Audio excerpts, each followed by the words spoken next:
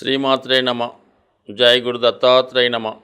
ఈ వీడియోలో మనం కన్యారాశి వారి యొక్క అదృష్టం తెలుసుకోవడానికి ఏ రత్నం ధరిస్తే అనుకూలంగా ఉంటుంది, అసలు వీరి జీవితంలో ఏ రత్నం ధరించకూడదు, అయితే సులభంగా అదృష్టంగా మారడానికి వీళ్ళకి ఏవైనా రెమెడీసు, పరిహారాలు మొదలగు విషయాలు ఈ వీడియోలో తెలుసుకునే ప్రయత్నం చేద్దాం.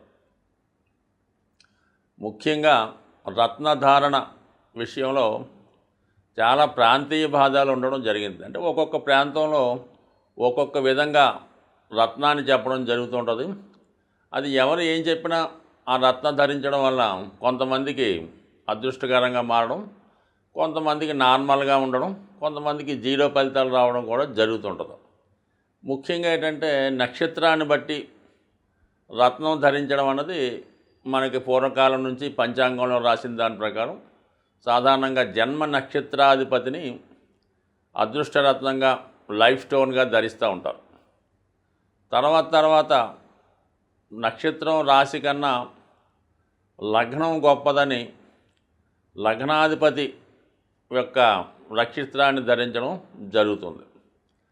దాని తర్వాత ఇంకా కొంత అడ్వాన్స్ అయిన తర్వాత జాతకంలో పూర్వపుణ్యం బాగుంటే బాగుంటుంది కదా అని పంచమ స్థానానికి సంబంధించిన రత్నం, అసలు అదృష్టం ఉంటే ఏదైనా బాగుంటుందని భాగ్యాధిపతి యొక్క రత్నం, ఈ విధంగా వారి యొక్క అనుభవాన్ని బట్టి ఈ రత్నాలు చెప్పడం జరుగుతుంటుంది.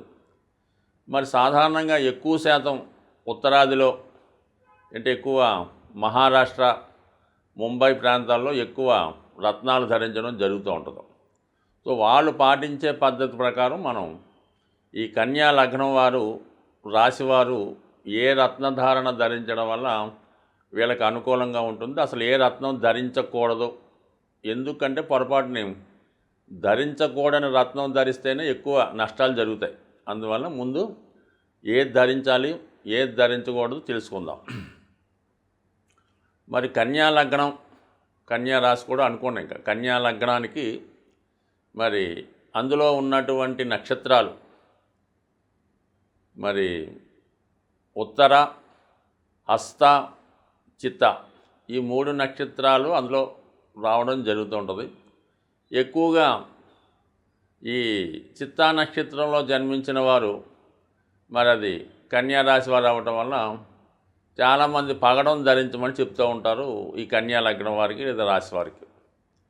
మరి కుజుడు ఈ రాశ్యాధిపతిగా ఉన్నటువంటి బుధుడికి మిత్రగ్రహం కాకుండా శత్రుగ్రహం అవడం జరిగింది. ఎప్పుడు కూడా లగ్నాధిపతికి మిత్రగ్రహాలకే రత్నం ధరించాలి. మరి కుజుడు తృతీయ అష్టమాధిపతిగా చాలా ఇబ్బంది పెట్టే గ్రహం కాబట్టి ఎట్టి పరిస్థితుల్లో కూడా కన్యా రాశి, కన్యా లగ్నం వారు పగడం అన్నది ధరించకూడదు.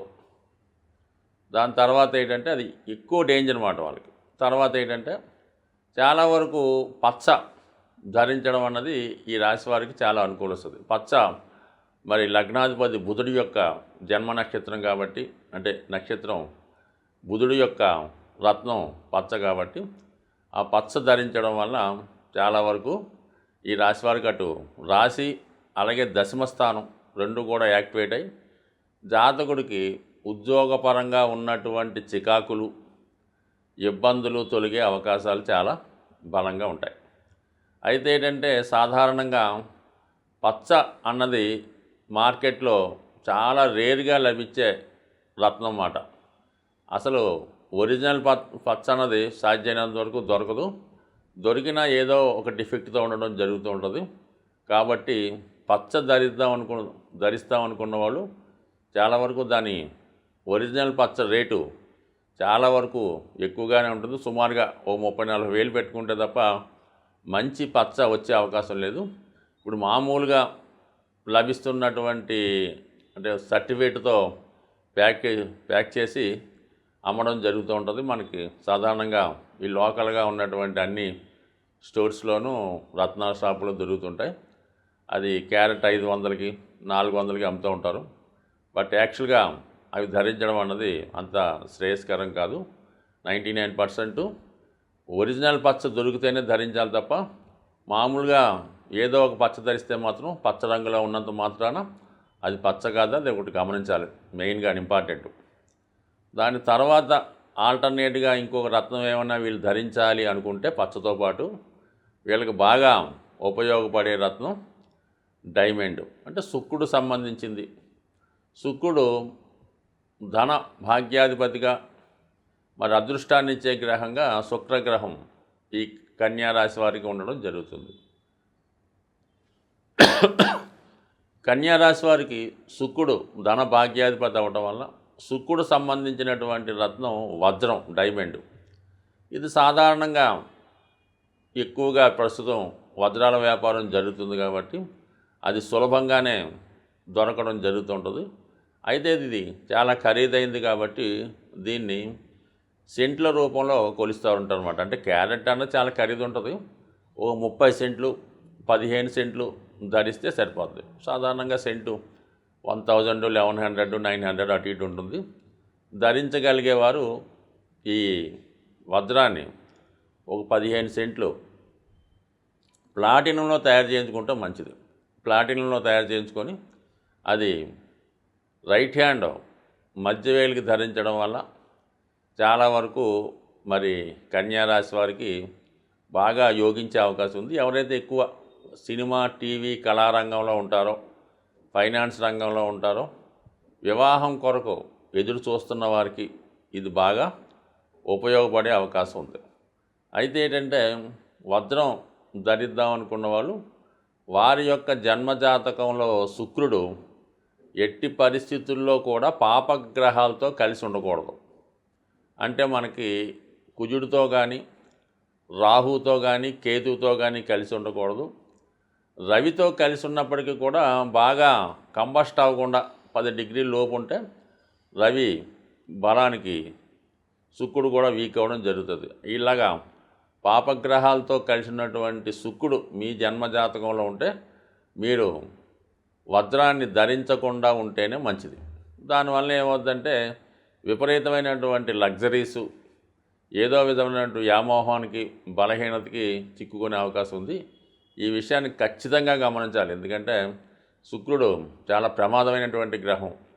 తీసుకెళ్తే చాలా అప్పర్ లెవెల్కి తీసుకెళ్ళడం జరుగుద్ది. లేని పక్షంలో చాలా స్ట్రగుల్ పెట్టడం కూడా జరుగుతుంటుంది. సో ఇది ఈ డైమండ్ విషయంలో తీసుకోవాల్సిన జాగ్రత్తలు కన్యా లగ్నం వారు. ఇక థర్డ్ ఆల్టర్నేటివ్ ఏంటంటే బ్లూ సఫేర్. బ్లూ సఫేర్ ధరిద్దాం అనుకున్న వాళ్ళు మరి నీలం కాబట్టి శని భగవానుడు కన్యా లగ్నం వారికి పంచమ షష్టాధిపతిగా మూల త్రికోణం స్థాయి కాబట్టి ఎక్కువ 6వ స్థానాధిపతిగానే ఉండడం జరుగుతుంటుంది. ఒక విధంగా 6వ స్థానంలో పాపగ్రహం మంచిదే. ప్రస్తుతం కన్యా లగ్నం వారికి 6వ స్థానంలో శని సంచారం జరుగుతుంది. ఆ విధంగా వాళ్ళకి ఏదన్నా మరి ఈ కన్యా లగ్నం, కన్యా రాశి వారికి శని మహాదశ జరుగుతుండగా నీలం పెట్టుకోవాలి తప్ప మామూలుగా అయితే ఈ నీలం పెట్టుకోవడం వల్ల స్ట్రగుల్ ఆఫ్టర్ సక్సెస్ మాట. 6వ స్థానం అన్నది చాలా, అంటే మనం ఈ జన్మలో కానీ గత జన్మలో కానీ చేసుకున్నటువంటి పాపాలని ముందుగా అనుభవింపజేసి దాని తర్వాత ఫలితం ఇవ్వడం జరుగుతుంది చాలా లేటుగా. అందువల్ల 99% శని మహాదశ జరుగుతున్న వాళ్ళు పెట్టుకోవాలి తప్ప మిగతా వాళ్ళకి కన్యా లగ్నం వారికి బ్లూ సఫేరు పెద్దగా దాని పని లేదు. అంటే వీళ్ళకి మెయిన్గా నిరభ్యంతరంగా పెట్టుకోవాల్సిన ఏకైక రత్నం ఎమరాల్డ్ పచ్చ. అది 1 క్యారెట్ అన్న బ్రహ్మాండంగా పెట్టుకోవచ్చు. మంచి స్వచ్ఛమైన పచ్చ దొరికినప్పుడు దాన్ని బంగారంలో తయారు చేయించి అది కుడి చేయి ఉంగరం వేలికి కానీ లేదా చిటికెన వేలికి కానీ ధరించడం వల్ల జాతకుడికి 2 రకాలుగా వ్యాపార అభివృద్ధి, వ్యక్తిగత అభివృద్ధి జరిగే అవకాశం ఉంది. ఇంకా మామూలుగా అయితే ఈ కన్యా లగ్నం రాశివారు తులసిమాల ధరించడం వల్ల, శ్రేష్టమైన తులసిమాలకు 500 దొరుకుతుంది. అది ధరించడం వల్ల విష్ణుమూర్తి యొక్క అనుగ్రహానికి లోనవడం. అంటే ఇంకా సర్వత్వం ఇంకా విష్ణు అవతారం అంటే బుధుడే కదా, బుధుడే విష్ణుమూర్తి యొక్క అంశ కాబట్టి 90% వీళ్ళు తులసిమాల ధరించి నిరంతరం గోవిందనామాలో హరే రామ సంకీర్తనం విష్ణు సహస్రనామం చదువుకోవడం వల్ల సాధ్యమైనంత వరకు వీళ్ళకి ఎటువంటి ఉంగరం అక్కర్లేదు, ఎటువంటి స్టోను అక్కర్లేదు. దాని తర్వాత ఏంటంటే విఘ్నేశ్వరుని కూడా ఎక్కువ పూజించుకోవచ్చు. ఈ కన్యారాశి వారు ఎస్పెషల్లీ ఈ వినాయకుడిని విద్యార్థులైతే గరికతో అర్చన చేసుకోవడం వల్ల, పెద్దవాళ్ళు వ్యాపారస్తులైతే ఉండ్రాళ్ళతో గణపతి హోమం చేయించుకోవడం వల్ల, లేదంటే గణపతి హోమంలో అటుకులు బెల్లం అంటే అటుకులు పంచదార అటుకులు పటిక బెల్లంతో హోమం చేయించడం వల్ల కంపల్సరిగా జాతకులకి అదృష్టం వచ్చే అవకాశం ఉంది. స్వస్తి.